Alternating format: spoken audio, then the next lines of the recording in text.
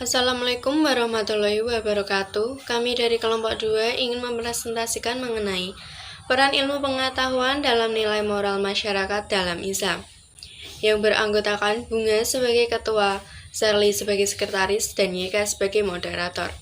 Kami akan membahas topik mengenai pengertian ilmu pengetahuan, konsep pendidikan Islam menurut Al-Quran, pengertian moral dan akhlak, serta peran moral dalam masyarakat. Dan di sini saya akan menjelaskan topik pertama, yaitu pengertian ilmu pengetahuan. Ilmu pengetahuan ialah suatu proses pembentukan pengetahuan yang terus-menerus sampai menjelaskan fenomena yang bersumber dari wahyu, hati dan semesta sehingga dapat diperiksa atau dikaji secara kritis dengan tujuan untuk memahami hakikat, landasan dasar, dan asal-usulnya, sehingga dapat memperoleh hasil yang logis. Ilmu pengetahuan dalam arti lain adalah suatu sistem dari berbagai pengetahuan yang didapatkan dari hasil pemeriksaan-pemeriksaan yang dilakukan secara teliti dengan menggunakan suatu metode tertentu. Jadi ilmu adalah segala proses kegiatan terhadap suatu keadaan dengan cara menggunakan alat, prosedur, cara, metode sehingga menghasilkan pengetahuan baru bagi masyarakat itu sendiri. Di sini saya akan membacakan topik yang kedua, yaitu konsep pendidikan Islam menurut Al-Quran, yaitu konsep pendidikan Islam yang mengacu kepada ajaran Al-Quran sangat jelas terurai dalam kisah Luqman. Dalam surat Luqman ayat 13-19 kita dapat menyimpulkan bahwa konsep pendidikan Islam adalah mengatur bagaimana manusia membentuk hubungan tidak hanya dengan Tuhan, akan tetapi secara jelas diperintahkan juga untuk senantiasa menjaga hubungan kita sesama manusia. Hubungan kita dengan Tuhan berkaitan dengan ketahuidan dan pengakuan tentang keesaan Allah, dan hubungan dengan sesama manusia mengandung konsep kemanusiaan yang berkaitan dengan amar ma'ruf, nahi munkar, dan bagaimana kita membangun sebuah hubungan-hubungan sosial kemasyarakatan yang berdasarkan nilai ekualitas dan menjunjung tinggi rasa kemanusiaan. Yang kedua, mengapa? Sebab iman selalu diikuti oleh perasaan introspeksi diri dan takut terhadap Allah.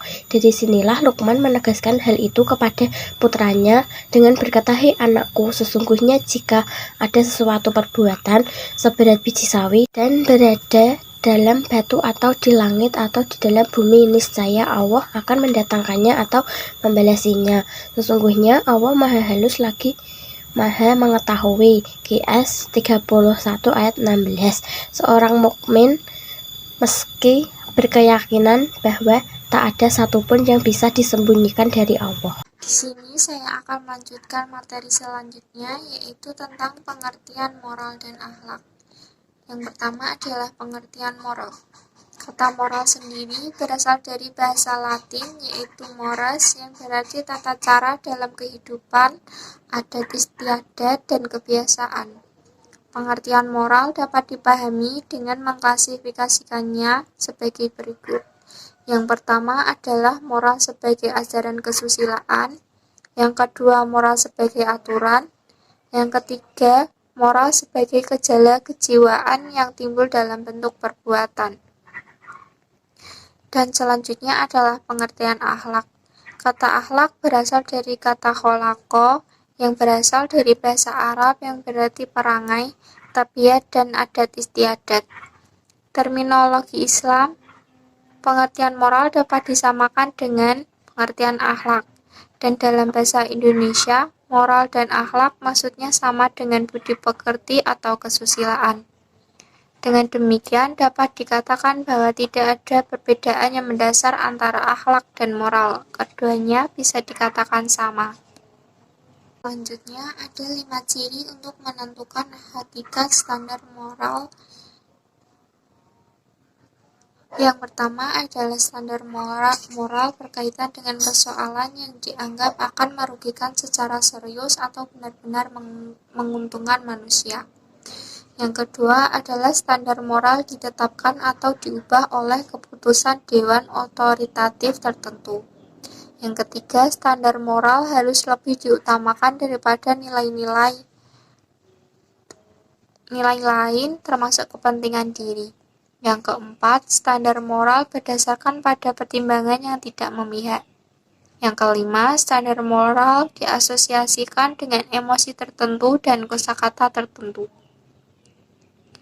Peran pendidikan Islam sangat besar dalam membentuk watak kebangsaan, termasuk kehidupan nilai-nilai moralitas dalam kehidupan sehari-hari, baik itu di lingkungan sekolah, masyarakat, bangsa, dan negara. 4. Pengembangan fungsi manusia yang berkaitan dengan pengembangan akhlak dan moral. Yang pertama adalah menyadarkan manusia secara individu pada posisi fungsinya di tengah makhluk lain. Yang kedua, menyadarkan fungsi manusia dalam hubungannya dengan masyarakat. Yang ketiga, menyadarkan manusia terhadap pencipta alam dengan dorongannya untuk beribadah kepadanya. Yang keempat, menyadarkan manusia tentang kedudukan terhadap makhluk lainnya, yaitu konsep-konsep pendidikan Islam di atas sangat terkait dengan salah satu firman Allah dalam surat Al-Imran ayat 112, yang artinya, mereka diliputi kehinaan di mana saja mereka berada, kecuali jika mereka berpegangan kepada tali atau agama Allah dan tali atau perjanjian dengan manusia, dan mereka kembali mendapat kemurkaan dari Allah dan mereka diliputi kerendahan. Sekian dari kelompok kami. Mohon maaf jika ada kata dan kesalahan. Kurang lebihnya mohon maaf. Terima kasih. I know gold is not in her. She's a diamond.